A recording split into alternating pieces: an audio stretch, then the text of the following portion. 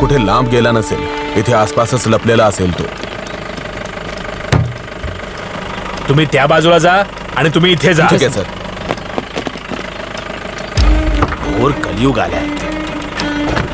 चल.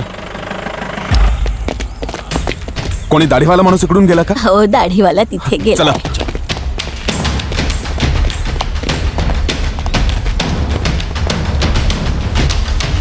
याच्यापेक्षा तो सिक्युरिटीचा जॉब का नाही करत? जर गुन्हेगाराला कसं नेतात हे माहित नाही तर नोकरी सोडून दे.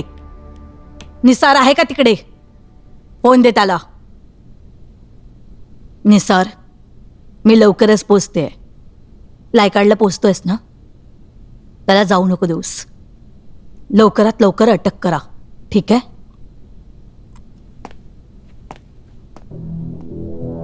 तुमचं लक्ष सगळीकडे असायला पाहिजे. ठीक आहे सर.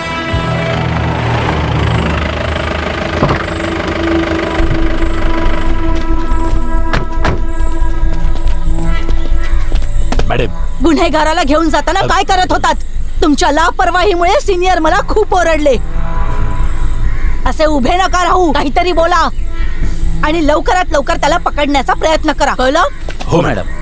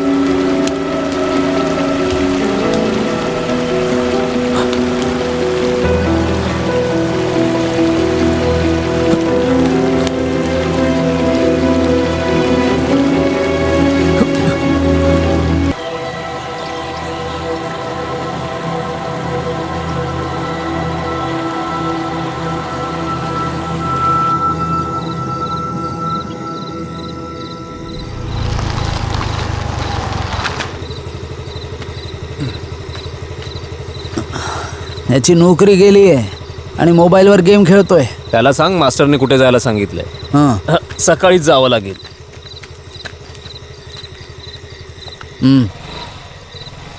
ऐक रे, उद्या सकाळी जा आणि मास्टरना भेटून ये. मी 1 तास झाला याला जेवायला बोलवते. अगं आधी मोबाईल तरी सोडू दे त्याला.